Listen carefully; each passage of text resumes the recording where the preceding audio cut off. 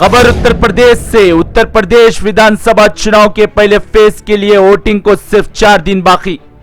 11 जिले 58 assembly seat पर vote डाले जाएंगे। उत्तर प्रदेश में सियासी जमातें मैदान में पूरी ताकत झोंक रहे हैं। बीजेपी पूरी कोशिश में जुटी है हिंदू वोट को हासिल करने के लिए। बीजेपी मुद्दा माफिया, गुंडा, पलान बना रही है, लेकिन जमीनी सतह पर उत्तर प्रदेश में मुद्दे कुछ और है। उत्तर प्रदेश की जनता कहीं ना कहीं बीजेपी से बड़ी तादाद में नाराज देखी जा रही है। अजय मिश्रा टेनी किसानों के लिए मुद्दा और दूसरी तरफ आम जनता महंगाई से परेशान। अब देखना होगा बीजेपी का ख्वाब इस मर्तबा पूरा होगा या फिर इनका ख्वाब चिकनाचूर हो जाएगा। बीजेपी कैराना विधानसभा को लेकर माफिया, गुंडा और पलान का मुद्दा हर सभा में करती है। बीजेपी ये बताना चाहती है कि हम आने से पलान रुक गया है और माफिया गुंडानिज्म रुक गया है। कैराना की आवाम ये मुद्दे सुनना ही नहीं चाह रही है। जमीनी सतह पर हालात कुछ अलग है। किसान अजय मिश्रा टेनी को लेकर बीजेपी से सख्त नाराज है, तो महंगाई से आवाम परेशान है, क्योंकि कई साल पहले पलान का मसला था, वो खत्म हो चुका है। नाहिद हसन को सपा ने 2017 में टिकट दिया था। नाहिद हसन ने शानदार कामयाबी दर्ज की थी, लेकिन नाहिद हसन की गिरफ्तारी के बाद बीजेपी लगातार हमलावर इस असेंबली सीट को लेकर ही सपा पर हो रही है। लेकिन नाहिद हसन की अब अर्जी जमानत भी खारिज हो गई है। नाहिद हसन यकीनन जेल में है, लेकिन उनकी बहन 28 साला इकरा हसन पूरी कमान संभाली हुई है। इकरा हसन के आंख नम भाई के लिए वोट मांग रही है। गली हो या सड़क हो, धूल हो या सर्दी हो, लेकिन इकरा हसन अवाम के दरमियान में नाहिद हसन के लिए वोट मांग रही है। इकरा हसन का कहना है कि भाई मेरा जेल में है, लेकिन इंसाफ जरूर मिलेगा और अवाम मुझे आशीर्वाद जरूर देंगी। और यहाँ पर हमेशा हर सियासी जमात कोई मुस्लिम उम्मीदवार नहीं उतारती है। मजलिस इत्तेहादुल मुस्लिमीन भी कैराना विधानसभा से मुस्लिम उम्मीदवार मैदान में नहीं उतारा, और यहाँ पर 2017 में बीजेपी के उम्मीदवार मेघेंगा सिंह नाहिद हसन के खिलाफ थी। नाहिद हसन कामयाबी दर्ज की और मेघेंगा सिंह को हार का सामना करना पड़ा था।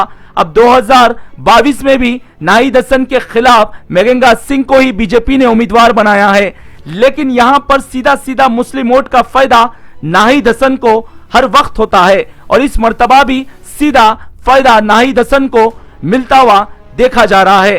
कैराना विधानसभा को ही गृह मंत्री अमित शाह चुने थे और यहां से ही प्रचार का आगाज किया था और घरे घर जाकर मेघेंगा सिंह के लिए वोट मांगे थे।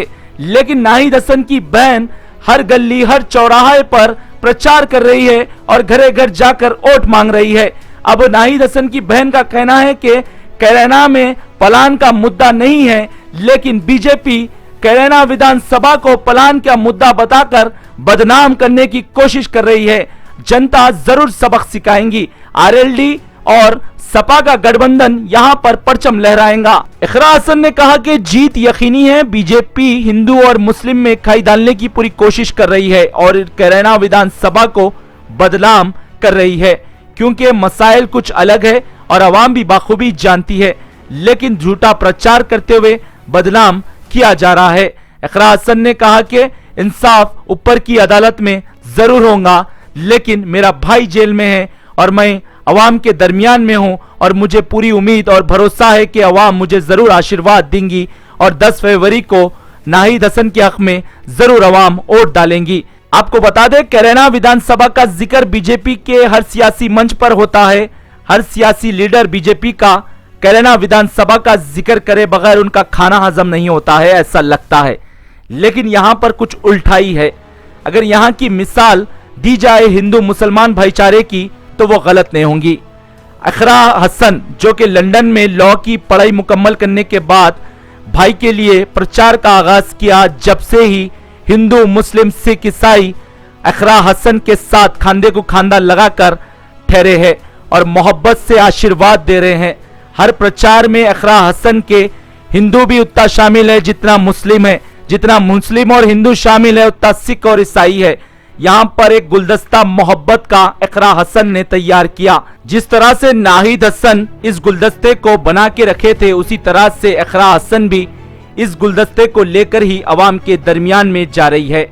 अब देखना होगा उत्तर प्रदेश की जनता किसे सत्ता देती है और किसे सत्ता से बेदखल करती है। ये तो 10 मार्च के नतीजे ही बताएंगे। ब्यूरो रिपोर्ट, भारत की तरक्की। एक ऐसा संदेश पूरे प्रदेश में भेजे चुनाव के जरिए, इस चुनाव के जरिए आपको और हमें ऐसा संदेश भेजना है कि आगे आइंदा से ये सरकार हमें बदनाम करने का काम ना करे। इन्होंने कोई काम नहीं किया है। केवल 5 साल पहले का जो मुद्दा था पलायन, योगी जी 5 साल बाद आज अपनी नींद से उठे और वो अभी भी 2017 में ही जी रहे हैं। आपने और हमने इनके इस खोखले मुद्दे को पहले भी नकारा था और मुझे आप सबसे यही उम्मीद है कि इस बार भी आप इस मुद्दे को नकारने का काम करेंगे। मुद्दा हमारी फसलों के दाम का है, बढ़ी हुई बिजली की दरों का है, खाद के दाम जो बढ़ गए हैं उनका मुद्दा है। पलायन तो धरातल पे मुद्दा है ही नहीं। और मैं बस यही कहना चाहती हूँ कि ये जो हमारा क्षेत्र है, ये स्वर्गीय चौधरी चरण सिंह जी का गढ़ रहा है हमेशा से, और इस बार भी हमें उन्हीं के विचारधाराओं की जीत कराने का काम करना है। चौधरी चरण सिंह जी ने किसानों को संगठित करने का काम किया था। उन्होंने हमें बताया था कि हम हिंदू मुस्लिम ना होकर सबसे पहले किसान हैं, लेकिन भाजपा सरकार ने हमारे बीच में दरार डालने का जो काम किया है उसका मुंह तोड़ जवाब आपको और हमें मिलकर देना है। आज हमारे पास एक मौका है इस गठबंधन के झंडे तले दोबारा अपनी एकता को मजबूत करने का, दोबारा संगठित होने का। और इस मौके से अगर हम चूक गए तो हम चूके ही रहेंगे। ये भाजपा की जो सरकार है, आज हमारे भाईचारे से हमारी जो सामाजिक और राजनीतिक भाईचारा बनकर उभर रहा है, इससे इतना डर और बौखलाहट उनमें पैदा हुआ है कि वो अपने आईटी सेल के जरिए अब कोशिश कर रही है, कभी वीडियो के जरिए, कभी बयानों के जरिए इस भाईचारे को तोड़ने की। चुनाव अब अंतिम दौर में आ गया है और मैं अपनी बात को समाप्त करने से पहले ये कहना चाहती हूँ कि इस सरकार ने हमको कुचला था, इस डबल इंजन की सरकार ने हमको कुचलने का काम किया था। तो अब वक्त आ गया है कि आने वाली 10 तारीख को आप और हम मिलकर इस डबल इंजन की सरकार का एक इंजन उतारने का काम करें। सूरज उगाइए, खुशहाली और विकास का सूरज उगाइए। ओ,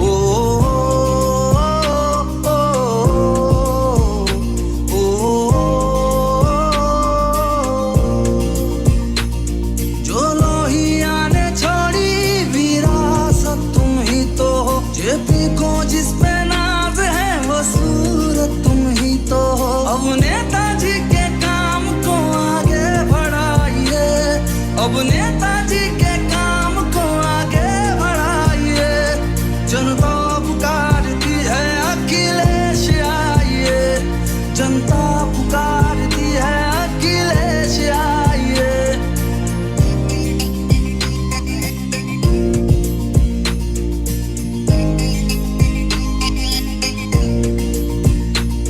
वो आगरा का हाईवे गुलजार तुमसे था, इस गोमती नदी का भी उद्धार तुमसे था। वो